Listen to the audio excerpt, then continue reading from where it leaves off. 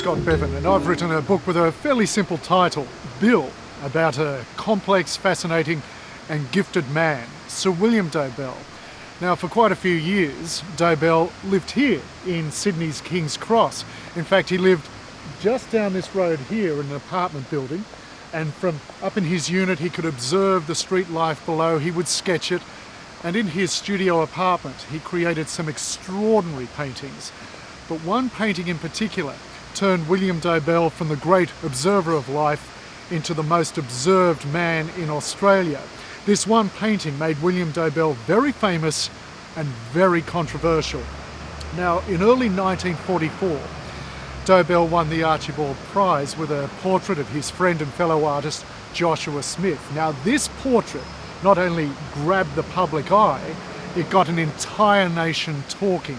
A nation talking about art in a time of war, because the Second World War was raging. This was no mean feat. And everyone from the politest of polite society to blokes in the pub had an opinion about this artist and what he had created, this portrait. And it absolutely divided opinion. Some people loved it, thought it was fresh and modern. Others thought, for the same reason, that word modern, this is awful. This was seen as the ugly face of modern art. Well, William Dobell and his portrait ended up in a sensational court case. Two aggrieved artists took him and the portrait to court, saying that he didn't deserve the Archibald Prize money because what he had created was not a portrait, it was a caricature. So in effect, the whole question of what is art was on trial. Dobell won the court case, but in the process he lost so much else. He lost his anonymity, and for a shy and reserved man, that was a huge price to pay. He lost his will to paint. His health, both physically and emotionally, suffered mightily through this process, and his zest for life was dulled. The very thing he'd devoted his life to, his art, his desire to create, was now in effect destroying his life. So he knew he had to get away. He knew he had to get away from here, from the unflinching gaze of the public, of Sydney society, particularly the art world.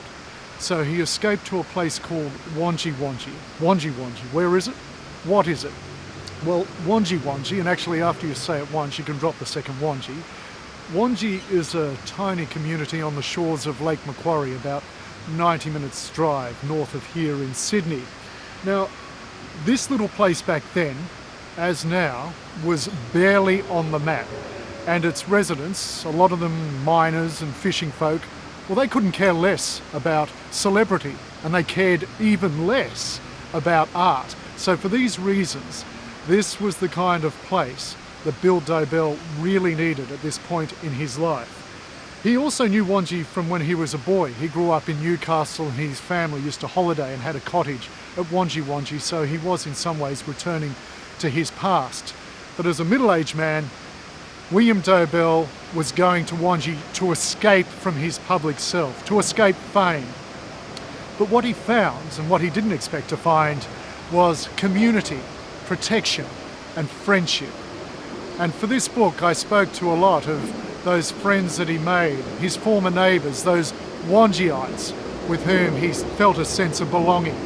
He became, to paraphrase the title of one of his famous paintings, a Wangi boy. Dobell became this Wangi boy.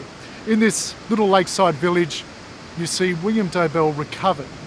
He rediscovered his passion for painting.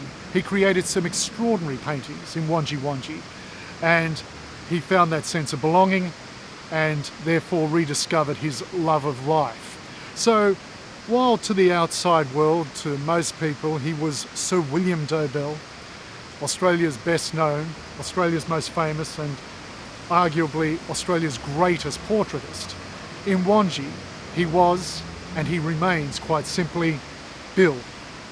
So this book, in one sense, is a portrait of a portraitist, but in another it's something more universal. It's about that moment when you seize what you were after, you finally get it, and everyone else thinks you've made it, that you've got what you deserve, what you wanted, but in fact you feel hollow and lost.